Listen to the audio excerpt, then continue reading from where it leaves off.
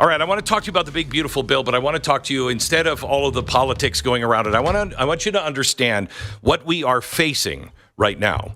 What we are facing right now is collapse of our economy, collapse. They will say that, what's coming is a collapse that is going to be worse than 2008. I believe, and I could be wrong. Remember, I'm an optimistic catastrophist. I believe that it doesn't have to be this way, but we are looking at losing the dollar, and it's going to happen fast. How do people go bankrupt? Over a long period of time, and then all of a sudden. And the all of a sudden part is coming our way. Now, the majority of Americans feel that the country is headed in the right direction, and I believe it is. But what we're looking at is a really difficult situation. So let me ask you, how did we become the world's leading economy? What did we have that others didn't have? Because it was very easy. And I want you to make a checklist in your own mind. This is what we used to have. We had cheap energy, cheap labor, educated labor. We had small business entrepreneurs. We had individual inventors that were in their garage or their barn. We had ingenuity. We had low regulation, a cohesive society that was built around stable laws and a stable government. That's what it took for us to become the leader of the world. Now, let's go through those and see how many of these we have or are on the road to repairing. Cheap energy. Yes, I think we didn't have that, but yes, we are doing it now. Cheap labor. I don't know how to do that one. Educated labor. Well, as soon as we get rid of all of the DEI crap that's going on, yeah, I think we could maybe re-educate ourselves. Small businesses. No, small businesses are being choked by taxes and regulations. Individual inventors, not really. Everything's being gobbled up by big ed and big government. Ingenuity. Well, ingenuity happens when you don't have DEI, you don't have all of these things, regulations, and when you have tax cuts and people realize I can do this and I can actually make more money and I can get ahead. That's when ingenuity, in America at least, goes on, and I don't think we're there yet. Low regulation. No, the answer to this is not in the big, beautiful bill. The answer to this is in the REINS Act, and you will see by the end of this monologue that is the most important thing we could do. A cohesive society? I don't know. That's our job. Are you feeling like you're making inroads on that one? And stable laws and government. Well, that is the DOJ. That is the FBI. That is restoring trust in our institutions. Are we doing that? Well, I think this is one of the reasons why people think that we are, on the right track because, yeah, we're starting to see it, but we're making some real mistakes there as well. For Father's Day, let your dad know he matters. Get him a gift from American Giant. They make clothing here at home with American cotton, American hands, and American heart. It's quality you can feel. Go to american-giant.com/Glenn and get 20% off your first purchase. That's american-giant.com/Glenn. And that has to happen. That's why Donald Trump, if you look at these, you can understand why Donald Trump has the agenda that he has. He's got to repair these things. Now, the old way of fixing an economy, because you are now in trouble, right? We know that the business in America is not good. The dollar is not good. Our debt is not good, but people don't really understand why it is so bad. Well, let me show you. Remember, I told you at some point, it was right after 2008, I said they're going to start printing money. And they're going to tell you that they're not printing money. They're digitizing money. And everything I said that they would do, and they denied that they would do, they did. And I said that would lead to inflation, which it did. Our government debt would explode, which it did. And our dollar would lose value and eventually lose its place. They would start to downgrade our dollar status, which they are doing now. And then eventually we lose the reserve dollar, the currency for the reserve. And everybody said that would never, ever happen. And now look at where we are. Okay. In the years when I was growing up, how did you fix an economy? Well, the government could step in and they would cut taxes. But when they cut taxes and not cut spending, that increases debt. Then you have the Fed lower the interest rates. That helps people have cheaper money to be able to take loans and start businesses, et cetera, et cetera. But instead, what our people did is they just gave zero interest rates. So all of the big corporations just took on all kinds of debt, but they didn't have to worry about it because they didn't have any interest payments.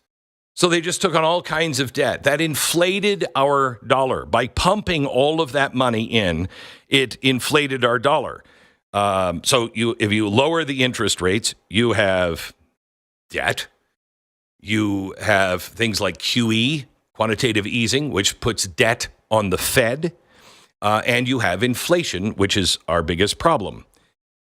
Then the other thing you would do is you would do a stimulus package. Have you noticed that this is the first time in American history, this administration that I know of, that nobody's talking about a big, beautiful stimulus package?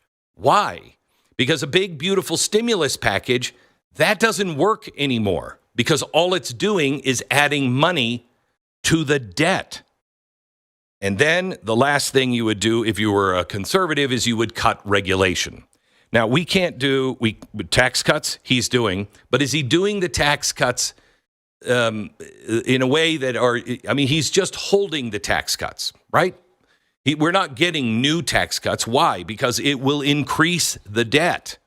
So we're doing the same tax cuts, just making them permanent. So your tax is not going to change. That does not help spur the economy, but it does help stabilize the economy. But he is then take taxes and he is saying, hey, no tax on tips. He's giving tax cuts to the people at the lowest level of the economy.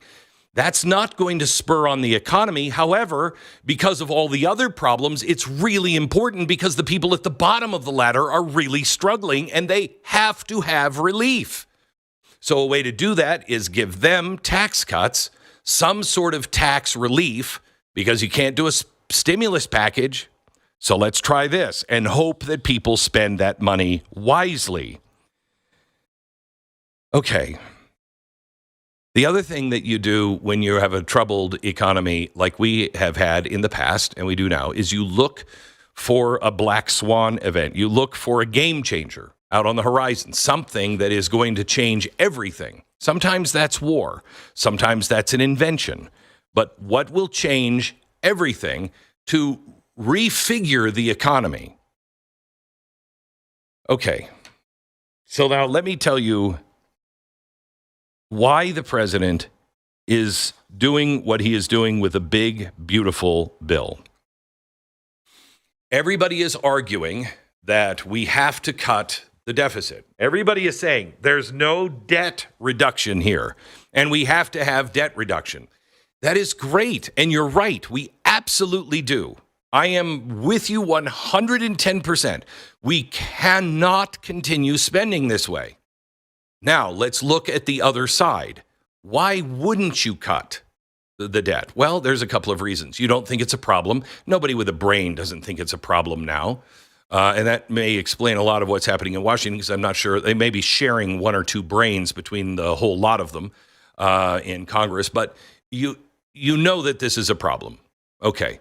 So you don't care that it's a problem. That's another one. You don't care that it's a problem. You just think it will go on forever, and the sun is shining right now, so I'm just gonna keep spending, and I'm just gonna put my head in the sand, and it doesn't matter because the United States is an oppressor anyway, and yada yada. Whatever your reason is, you don't care. You recognize the problem, but you don't care.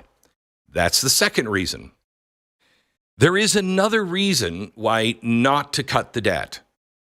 And it is one that is very hard for Americans to understand, but I take you back, if you're my age, to Ronald Reagan saying, when this debt gets to a point to where we are spending more on interest than we are on our national defense, there will be no good options left. We are here. There are no good options left. The other reason why you don't cut the budget, you look for ways to spur the economy on. You don't cut the budget, at least radically at all, because right now, you ready for this one? It's not going to improve your mood. The U.S. government and the budget, what we spend every year, now accounts for 25% of GDP.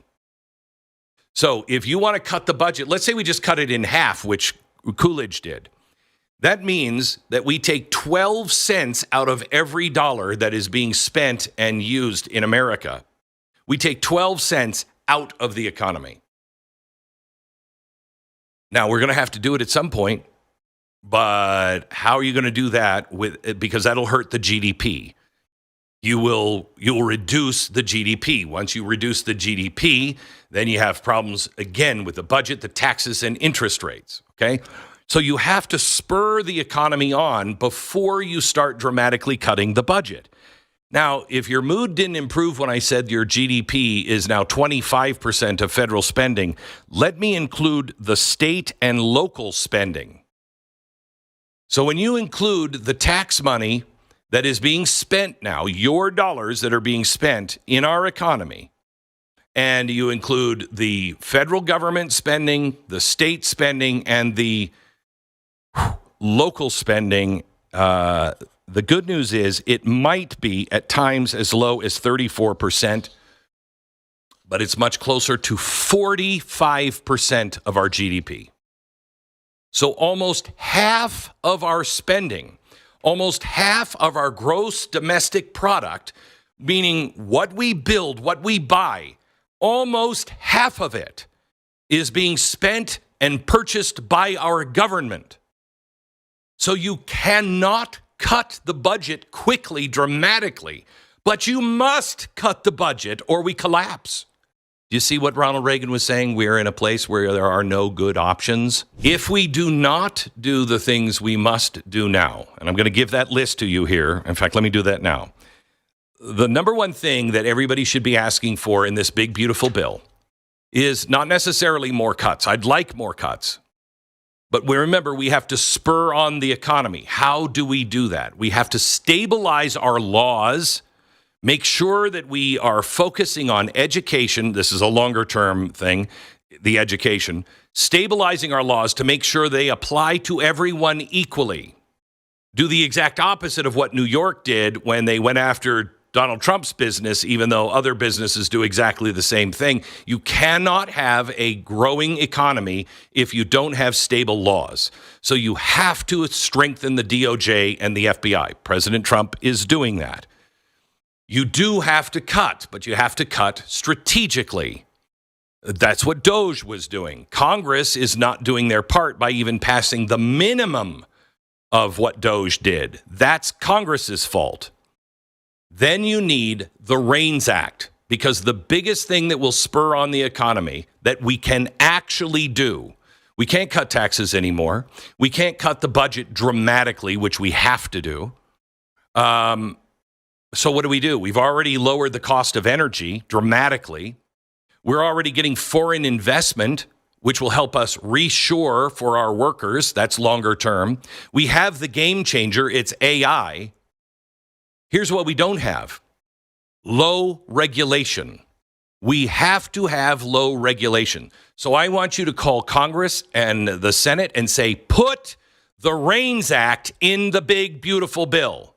Because then you don't have to keep going over and over and again and saying, well, will the Supreme Court allow us to do this? Well, did Congress pass that money, et cetera, et cetera. It puts the power back where it belongs in Congress for all of these regulations. And it defangs this out-of-control, bloated government because it requires that Congress passes all of the regulations. Well, they're not going to pass a lot of them, are they? That's why they got rid of them. This is a Woodrow Wilson progressive tool. Get rid of it, make it an administrative state. The REINS Act is imperative. You want to survive? Pass the REINS Act. It is the only tool that we have that will have positive consequences, and I can't think of any negative consequences because we restore the power the way it is in the Constitution, and we cut all of the insane regulation quickly. which spurs on growth. That's what Donald Trump is trying to do. He's like, we cannot cut our way out of this debt. We have to grow our way out of this debt and then begin to cut. This is why the tariffs, this is his logic on the tariffs. I'm going to get foreigners to pay taxes so we can put that in. I don't believe in that, but he does. That's what he's trying to do. Everything he's trying to do makes sense if you understand the problems that we have. You may not agree with the solutions, but at least somebody is pursuing a solution. You know, there was a great article out today, and we put it in the prep because it is so important. It's from Victor Davis Hanson. And he says, look, historically, if you don't fix this now, historically, he said, from Greece to Rome, through the Middle Ages to the Renaissance, there are only 3 ways of dealing with unsustainable debt, and none of them are good. They're all civilizational killers. Number 1, the Weimar Republic did it in Germany. You pay back what you owe in cheap dollars. You inflate the dollar. And then you bankrupt what really helped cause the depression. You can do that. You can pay back the $37 trillion in inflated dollars. It's just not good. It is the Weimar Republic. Number 2, you can confiscate private wealth. People do that all the time throughout history. This destroys the legitimacy of the government. It makes private investors hide their money. Confiscate the wealth. You're already seeing leftists say that is exactly what we have to do. It never works. Never works. It didn't work in Athens. It didn't work in Rome. It didn't work in Renaissance Italy. It doesn't work. And the last one is the most drastic, and it's a killer too. South America has tried this one, and it's just renounce the debt. Just say, you know what, guys, we're not going to pay you back. All 3 of those are civilization killers. So pay attention to this because your lifestyle is about to change.